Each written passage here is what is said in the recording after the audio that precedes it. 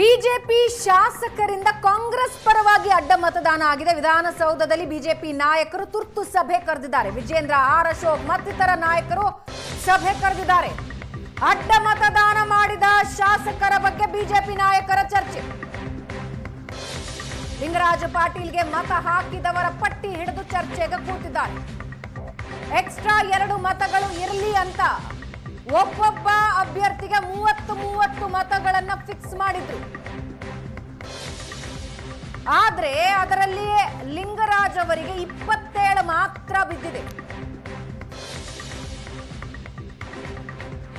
List ತಗೊಂಡು ಸಭೆ ಕರೆದಿದ್ದಾರೆ ಬಿಜೆಪಿ ನಾಯಕರು.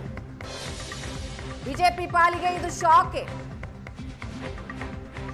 ಕೌಟಿಲ್ಯ ಅವರ ಪರವಾಗಿಯೂ 29 ಮತ ಬಿದ್ದಿದೆ, 30 ಅಲ್ಲ. ಹಾಗೆ ಲಿಂಗರಾಜ್ ಅವರ ಪರವಾಗಿ 27 ಮೊದಲ ಪ್ರಾಶಸ್ತ್ಯದ ಮತಗಳು ಬಿದ್ದಿದೆ.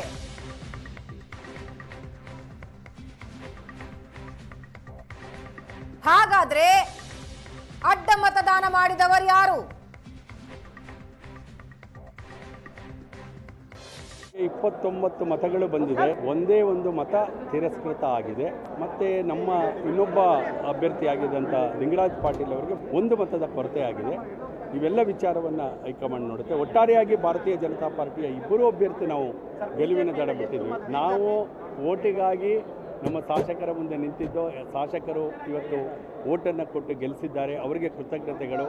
ನನ್ನ ಪಕ್ಷದ ಹಿರಿಯರಿಗೆ, ಕೋರ್ ಕಮಿಟಿಯವರಿಗೆ, ನಮ್ಮ ರಾಜ್ಯಾಧ್ಯಕ್ಷರಾದ ವಿಜೇಂದ್ರ ಅವರಿಗೆ, ಯಡಿಯೂರಪ್ಪನವರಿಗೆ, ವರಿಷ್ಠರಾದಂಥ ರಾಷ್ಟ್ರೀಯ ಅಧ್ಯಕ್ಷರಾದ ನಿತಿನ್ ನಬೀನ್ ರವರಿಗೆ, ರಾಷ್ಟ್ರೀಯ ಸಂಘಟನಾ ಪ್ರಧಾನಿ ಸಂತೋಷ್ ಜಿ ಅವರಿಗೆ, ರಾಧಾಮೋಹನ್ ರವರಿಗೆ, ವಿಶೇಷವಾಗಿ ನಮ್ಮ ನೆಚ್ಚಿನ ಪ್ರಧಾನಿ ನರೇಂದ್ರ ಮೋದಿ ಅವರಿಗೆ ಅತ್ಯಂತ ಕೃತಜ್ಞತೆಯನ್ನು ಸಲ್ಲಿಸಲಿಕ್ಕೆ ಬಯಸ್ತೇನೆ. ಸಮಾಜದ ಕಟ್ಟಕಡೆಯ ವ್ಯಕ್ತಿಯು ಸಂವಿಧಾನದ ಆಶಯಕ್ಕೆ ಪೂರಕವಾಗಿ ಪ್ರಜಾಪ್ರಭುತ್ವದ ಸುಂದರತೆಯನ್ನು ಅರಳಿಸಲು ವಿಧಾನಸೌಧವನ್ನು ಪ್ರವೇಶಿಸಬೇಕೆಂಬ ನಿಜವಾದ ಸಾಮಾಜಿಕ ನ್ಯಾಯವನ್ನು ಇವತ್ತು ಭಾರತೀಯ ಜನತಾ ಪಾರ್ಟಿ ನನ್ನನ್ನು ಆಯ್ಕೆ ಮಾಡಿಸುವ ಮೂಲಕ ಸಾಕ್ಷೀಕರಿಸಿದೆ ಅಂತ ಹೇಳಲಿಕ್ಕೆ ಬಯಸ್ತೇನೆ.